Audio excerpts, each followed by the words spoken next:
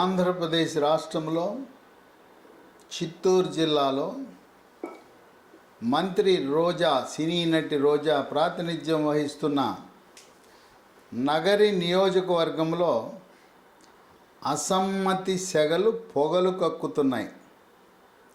అక్కడ ఏం జరుగుతుందా అంటే రోజా వర్సెస్ కేజే అంటున్నారు. కేజే అంటే అక్కడ ఆంధ్రప్రదేశ్ రాష్ట్ర Ediga corporation chairman KJ Kumar, ఆయన సతీమణి కేజే శాంతి కుమారి. అక్కడ 5 మండలాల్లో ఉండే వైఎస్ఆర్సీపీ నాయకులందరూ కూడా ఏకగ్రీవంగా ఒకే నిర్ణయానికి వచ్చారు. మాకు రోజా వద్దు, రోజా అహంభావంతో మమ్మల్ని లెక్క చేయటం లేదు. ఆమె 2 సార్లు ఓడిపోతే మేము పాపం ఓడిపోయింది కదా అని 2 సార్లు ఆమెని మా కృషితో గెలిపించాం. ఆమె అసలు మమ్మల్ని లెక్క కూడా చేయటం లేదు. అందువల్ల ఈసారి మాకు రోజా వద్దు, మాకు కేజే శాంతి కుమారి, గతంలో ఈమె మున్సిపల్ చైర్పర్సన్గా పనిచేసింది, ఆమె కావాలి అని ముక్త కంఠంతో 5 మండలాల నాయకులు వాళ్ళు బహిరంగంగానే సజ్జల రామకృష్ణారెడ్డి తెలియజేయడం జరిగింది. ఇక దీనికి తోడు అదే నియోజకవర్గానికి చెందిన కీలక నాయకుడు, ముఖ్య నాయకుడు, ప్రస్తుత శ్రీశైల దేవస్థానం చైర్మన్, బోర్డు చైర్మన్గా ఉన్న రెడ్డివారి చక్రపాణి రెడ్డి, ఆయన కూడా రోజాకి నియోజకవర్గంలో ఆమెకి మంచి పేరు లేదు, అక్కడ ఓటర్లు ప్రజలు అనుకూలంగా లేరు, ఆమె అహంభావంతో ఈసారి రోజాకి సీట్ ఇస్తే ఆమె గెలిచే అవకాశాలు లేవు, రెడ్డివారి చక్రపాణి రెడ్డి కూడా కేజే శాంతి కుమార్ అయితేనే అవకాశాలు బాగుంటాయి, అభ్యర్థిని మార్చండి అని చెప్పి హైకమాండ్ దృష్టికి తీసుకువెళ్ళారు. హైకమాండు సజ్జల రామకృష్ణారెడ్డి ద్వారా ఏదో రకంగా నాయకులను ఒప్పించి రోజాని మళ్ళీ అక్కడ పోటీ చేయించాలని ప్రయత్నాలు చేస్తున్నా వాళ్ళు మాత్రం ఎవ్వరూ సహకరించే పరిస్థితి కనపడటం లేదు. విశేషం ఏంటంటే వైఎస్ఆర్సీపీ పార్టీకి రాయలసీమలో పెద్ద ఆయన పెద్దిరెడ్డి రామచంద్రారెడ్డి. పెద్దిరెడ్డి రామచంద్రారెడ్డికి 5 మండలాలలో ఇప్పుడు ప్రస్తుతం ఉన్న కేజే కుమారు, కేజే శాంతి కుమారు, రెడ్డివారి చక్రపాణి రెడ్డి, వీళ్ళందరూ కూడా ఆయనకి ప్రియతమ అనుచరులు. శ్రీశైలం బోర్డు చైర్మన్ నియామకం జరిగేటప్పుడు రెడ్డివారి చక్రపాణి రెడ్డిని నియమించేటప్పుడు కనీసము రోజాని సంప్రదించలేదు. నియామకం జరిగిన తరువాత అందరూ ఏ విధంగా పేపర్లలోనూ టీవీలో స్క్రోల్స్ చూసుకుంటారు, అదేవిధంగా రోజా ఆమె చూసుకుంది. అప్పుడు అలిగింది, నాకు తెలవకుండా మా నియోజకవర్గం నుంచి శ్రీశైలం ట్రస్ట్ బోర్డుకి ఎందుకు నియమించారంటే ఆయన చెప్పాడు, ఇదమ్మా వాళ్ళ వల్ల నువ్వు ఉన్నావు, వాళ్ళ కృషి వల్ల నువ్వు ఉన్నావు, నువ్వు తెలుగుదేశం పార్టీ నుంచి వైఎస్ఆర్సీపీలోకి వచ్చావు, వాళ్ళు ముందు నుంచి కాంగ్రెస్ పార్టీ నమ్ముకుని కాంగ్రెస్ పార్టీ నుంచి వైఎస్ఆర్సీపీలోకి వచ్చారు, వాళ్ళు పుట్టుకతోనే తెలుగుదేశం పార్టీని వ్యతిరేకిస్తూ వచ్చారు, కనుక వాళ్లకు పదవులు ఇవ్వడానికి నీ దయాదాక్షిణ్యాలు అవసరం లేదు, వాళ్ళ యొక్క చరిత్రను బట్టి రాజకీయ బలాన్ని బట్టి మేము ఇవ్వటం జరుగుతుంది అని చెప్పాడు. అలాగే కేజే కుమార్ని రాష్ట్ర ఈడిగ కార్పొరేషన్ చైర్మన్గా నియమించినప్పుడు కూడా కనీసం మాట మాత్రము రోజాకి చెప్పకుండా ఆయన నియామకం జరిగింది. రోజా 2019లో గెలవగానే మంత్రి అవ్వాలని ఆశించింది. మొదటి రౌండ్లో మంత్రి పదవి రాపోయేసరికి తీవ్రమైన నిరాశకు గురైంది ఈ రోజా. అప్పుడు ఆమె తృప్తిపరచడానికి ఏపీఐఐసి కార్పొరేషన్ చైర్పర్సన్ పదవి ఇచ్చారు.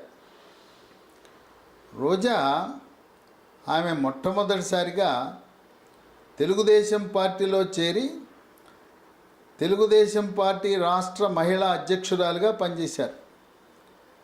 చేసి 2004లో నగరి నుంచి పోటీ చేసి ఓటమి చెందాడు.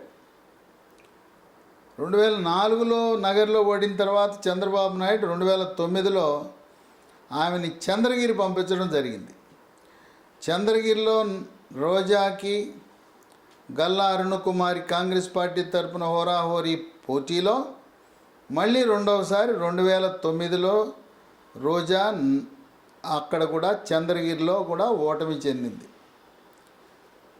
ఇక 2009లో ఓడిన తర్వాత రాజశేఖర రెడ్డిని కలిసి పార్టీ మారింది. రాజశేఖర రెడ్డి మరణానంతరం వైఎస్ఆర్సీపీ పార్టీలో చేరి 2014లో 2019లో రెండుసార్లు కూడా గెలిచింది. ఆమెకి రాజకీయ అనుభవం లేదు. అక్కడుండే బలమైన నాయకత్వం 5 మండలాల్లో కూడా బలమైన నాయకులు రెడ్డివారి చక్రపాణి రెడ్డి, కేజే కుమార్, శాంతి కుమారి ఇలాంటి బలమైన పునాదులు మూలస్తంభాలు ఉండబట్టి ఆమె గెలుస్తూ ఉంది. ఇప్పుడు హైకమాండ్ సంకటంలో పడింది. ఈమెకి నగరిలో సీట్ ఇస్తే ఆ సీటు కోల్పోయిన వాళ్ళం అవుతాం. అక్కడ గాలి ముద్దు కృష్ణ నాయుడు సీనియర్ తెలుగుదేశం నాయకుడు, ఆయన కుమారుడు గాలి భానుప్రకాష్ 2019లో స్వల్ప ఓట్లతోనే ఓటమి చెందాడు. అందువల్ల గాలి భానుప్రకాష్ చాలా బలంగా ఉన్నాడు. పైగా జనసేన తెలుగుదేశం పార్టీ కలిసి పోటీ చేయటం వల్ల ఈసారి నగరిలో రోజా గెలవటం అనుమానమైన ఆలోచిస్తూ ఉంది హైకమాండ్.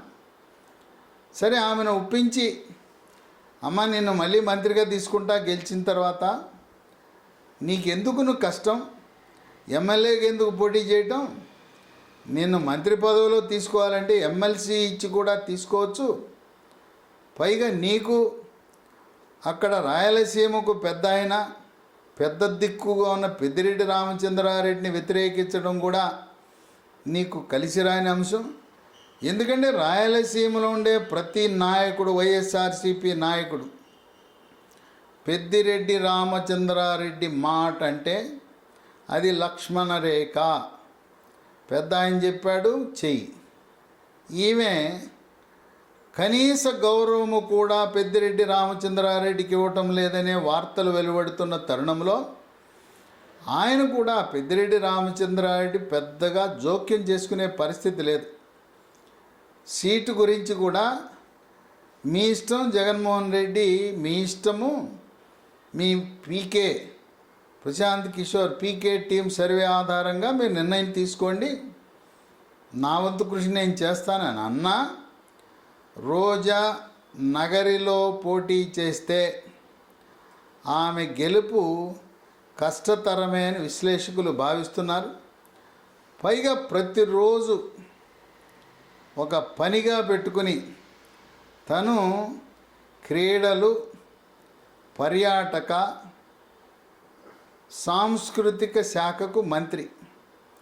తన మంత్రిగా తన బాధ్యతలు నిర్వర్తించకుండా, తన శాఖలు పర్యవేక్షించకుండా ఒక ఎజెండాగా పెట్టుకుని చంద్రబాబు నాయుడిని తిట్టడం, లోకేష్ని తిట్టడం, పవన్ కళ్యాణ్ని తిట్టడం, పవన్ కళ్యాణ్పై వ్యంగ్యాస్త్రాలు వేయటం, ఈ విధంగా రోజా నోరు పారేసుకోవటం వల్ల నగరి నియోజకవర్గంలో ఉండే తటస్థులు, విద్యాధికులు, మేధావులు, విద్యావంతులు వాళ్ళు కూడా ఆమె వైఖరిని అంతగా ఆమోదించే పరిస్థితి లేదు. ఈ విధంగా ఈ తిట్ల పురాణము, వ్యంగ్యాస్త్రాలు, అవమానకరమైన డైలాగులు, సినిమా డైలాగులు లాంటి డైలాగులు రోజా ఆమె ప్రతిరోజు మీడియాలో వదలటం వల్ల ఆమె నగరిలో పోటీ చేస్తే కష్టకాలమే, శాసనసభ మెట్లు ఎక్కటం కష్టమేనని విశ్లేషకులు భావిస్తున్నారు. రోజాని మళ్ళీ అక్కడ పోటీ చేయిస్తే గాలి భానుప్రకాష్ విజయము, తెలుగుదేశం పార్టీ విజయము నల్లేరుపై నడక అని చెప్పి రాజకీయ విశ్లేషకులు భావిస్తున్నారు.